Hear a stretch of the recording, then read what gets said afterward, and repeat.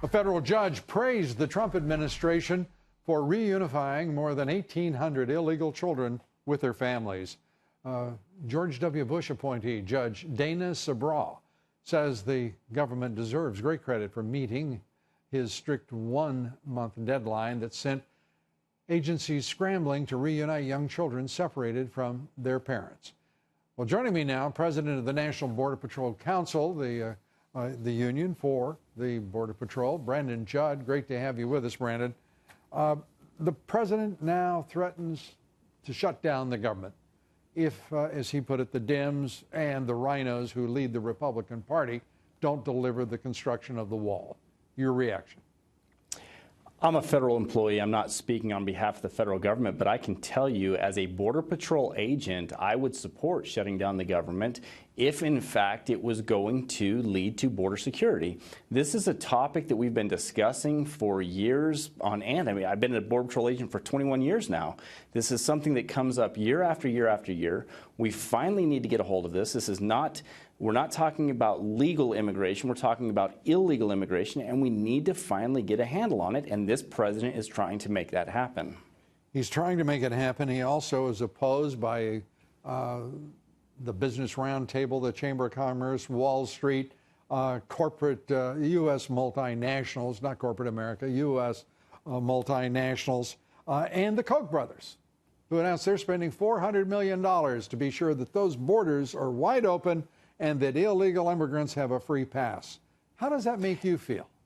Well, that's the problem that Border Patrol agents face. We look at it from the left, and they want voters. We look at it from the right, and they want cheap labor. You bet. And we're caught in the middle trying to fix a problem that has existed for years on end, and we're not getting the support from either side, from either the Democrats or the Republicans, and it becomes an impossible task. And unfortunately, this is an uphill battle that the president, thank goodness, is willing to take on, and hopefully he wins this battle.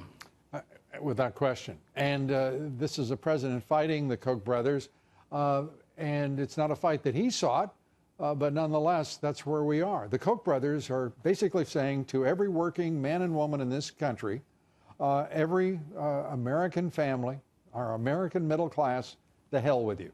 And they mean it. And they're putting their money where their mouth is, and they're trying to dress it up as an anti-Trump message when it's an absolutely anti-American message that they are sending loud and clear across the entire country.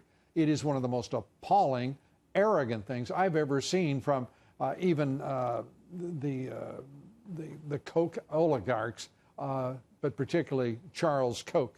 It's disgusting. It's appalling to see that.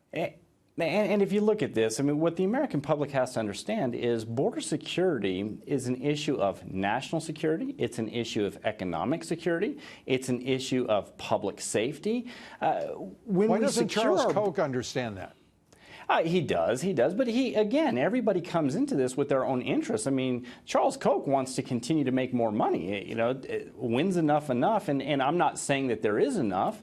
But when you look at it, they're looking at how is it that they can make their pockets even deeper. And unfortunately, they're doing it on the backs of hardworking Americans who want a safe and secure country, that want a country of laws. I mean, that's the reason why. They're doing it on the backs of every American, because what they do is they change the character of this country, the culture of this country, and the safety and sovereignty of this country.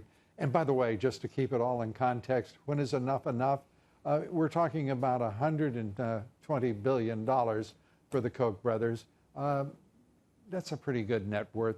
Perhaps not enough as you apply, but that's for them to know and for the rest of us just to kind of guess about. Brandon Judd, great to have you with us. Thanks so much. Thank you very much. Appreciate it.